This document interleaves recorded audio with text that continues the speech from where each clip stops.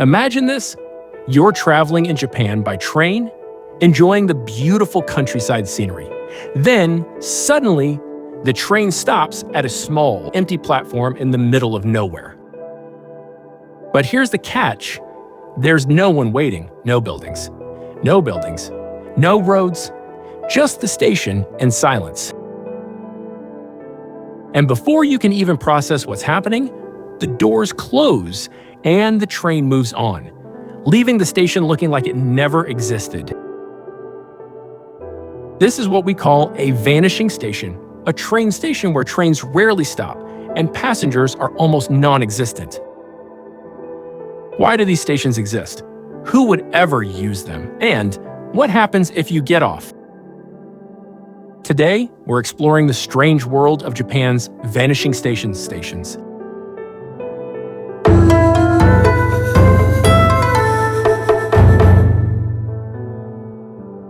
Vanishing stations are train stations that exist, but barely.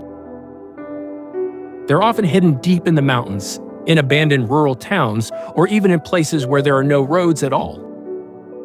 Most of these stations were built decades ago, when the local population was larger. But over time, as people moved away, these stations became almost forgotten relics. Now, only 1 or 2 trains stop per day, and on some days, no one gets on or off.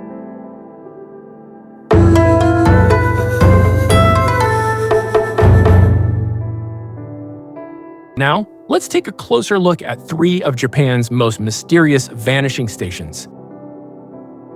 Koboro Station, Hokkaido. This is Japan's most remote station. Imagine stepping off the train and finding yourself completely alone. There are no roads, no towns, no way to leave except by train. The station is surrounded by mountains and cliffs, making it impossible to access by car. Osheta Station, Iwate.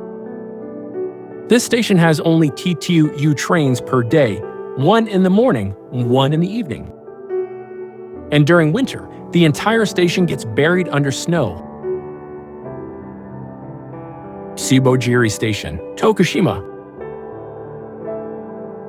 To get off, you have to cross the train tracks yourself. And even more shocking, the doors don't open automatically.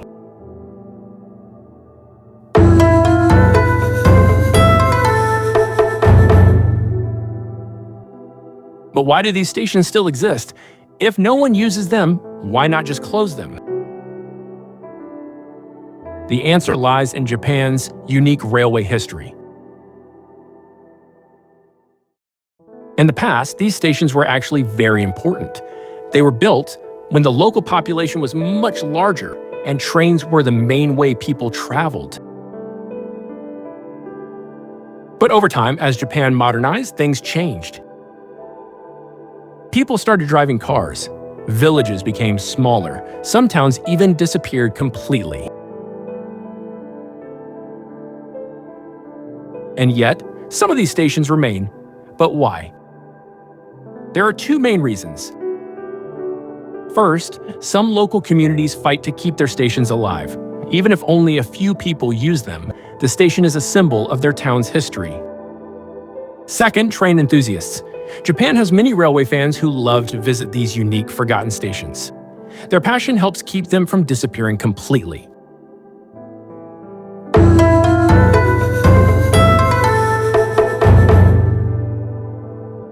Now, what if you actually get off at one of these vanishing stations? First of all, you better check the train schedule very carefully. Because if you miss the train, you might have to wait 5 hours, or even an entire day. And if that happens, well, here's what you might experience. First, no phone signal. That's right, in some remote areas, there's no internet. Second, no food or water. There are no vending machines, no shops, and no restaurants. Third, no shelter. If it's raining, well, good luck. And finally, complete silence. Just you, the station, and the endless sound of nature.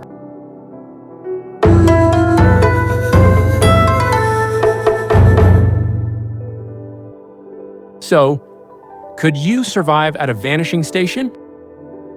Would you enjoy the peace and quiet, or would you panic and desperately try to find a way out?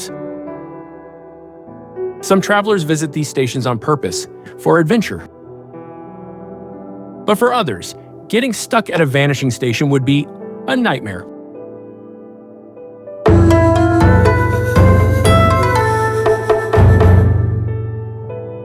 So, what do you think about Japan's vanishing stations?